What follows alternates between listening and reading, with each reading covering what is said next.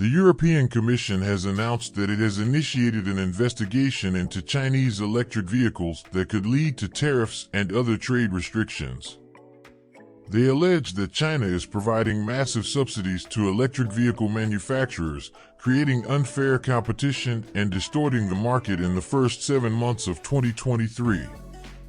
Chinese automakers sold 86,000 electric vehicles in Europe, representing 8% of total electric vehicle sales, almost double what they sold in the previous year.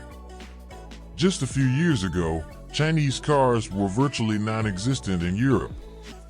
This represents a significant reversal, as Europe used to be a major exporter of cars to China, not the other way around.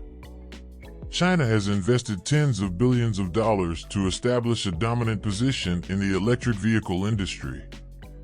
Chinese company BYD is the world's largest electric vehicle manufacturer, delivering 1,900,000 electric vehicles in 2022, almost 50% more than Tesla.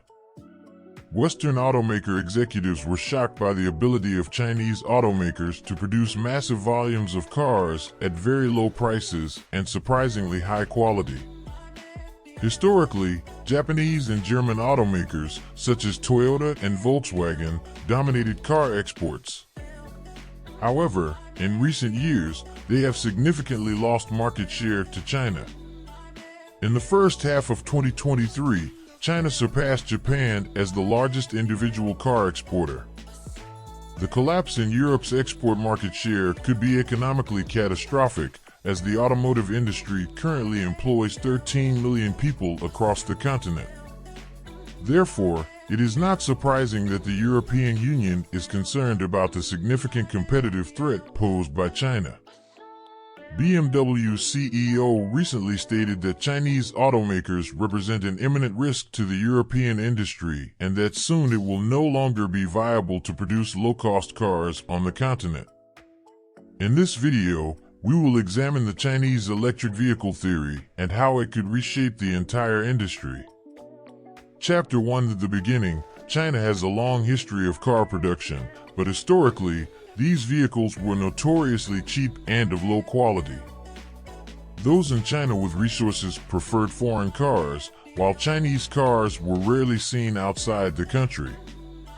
Japanese, German, American, and South Korean brands captured significant market shares in China, often through partnerships for local manufacturing.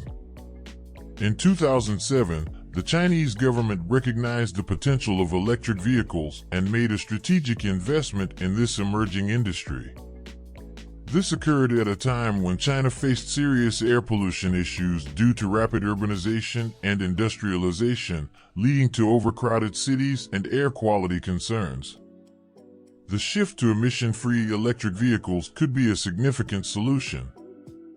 By adopting this new technology, Chinese automakers aim to rebuild their historically damaged reputations. Brands like Volkswagen and Toyota had a long tradition in internal combustion engine vehicles, something China couldn't match. However, consumer willingness to try new brands with electric vehicle technology was high.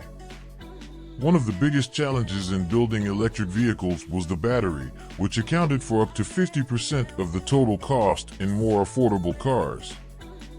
These batteries depended on rare earth minerals such as lithium, cobalt, nickel, and manganese, which were expensive and often challenging to obtain in large quantities from reliable suppliers.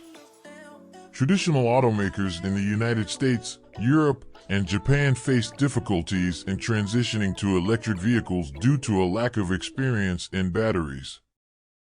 Decades of focus on internal combustion engine cars had developed a supply chain and expertise that made them reluctant to embrace an entirely new and unknown technology.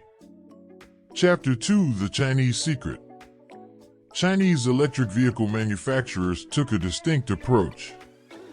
The largest electric vehicle producer in China and the world today is BYD.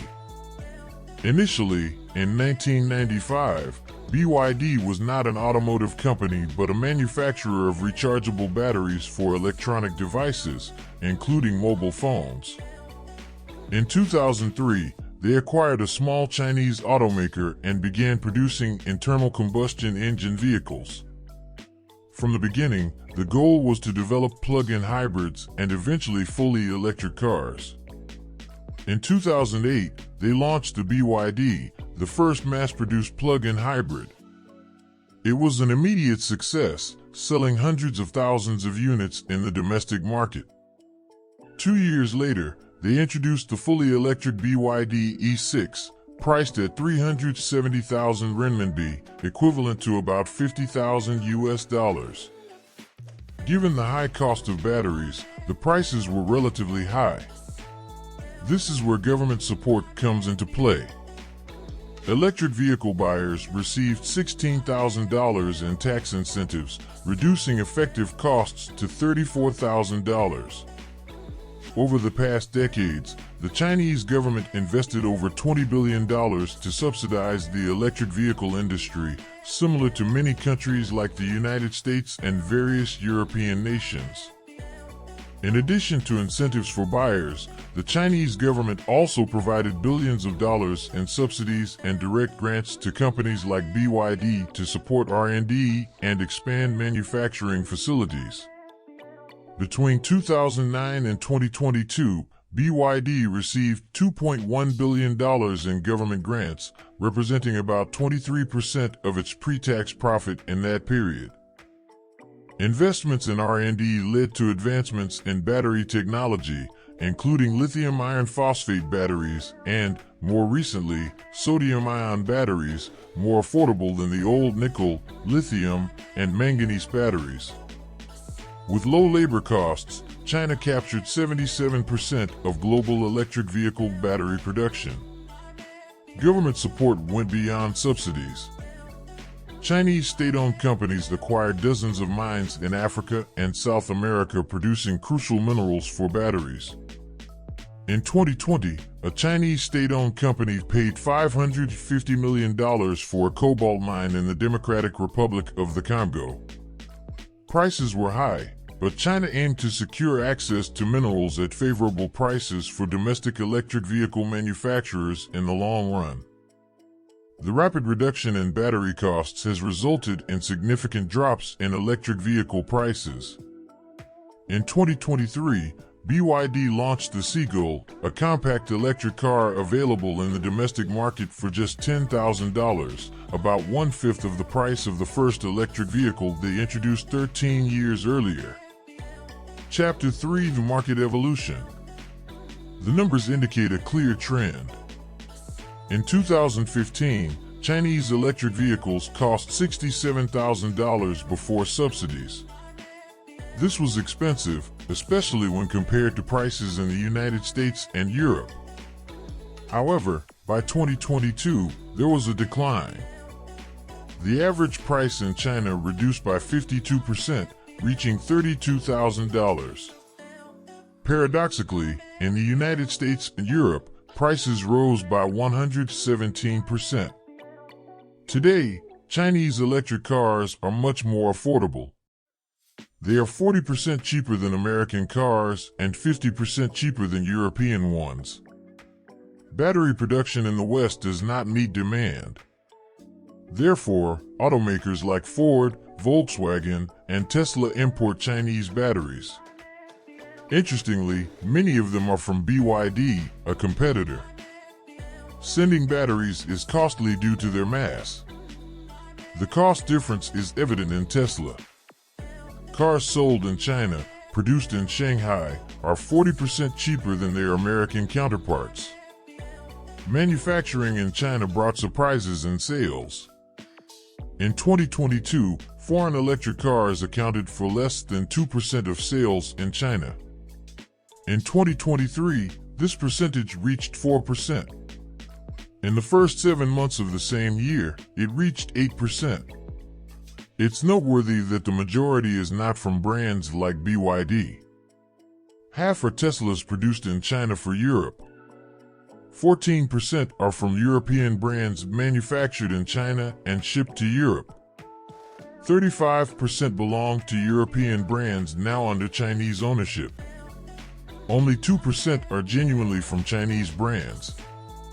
Europeans are wary of Chinese brands but accept cars made in China under European brands.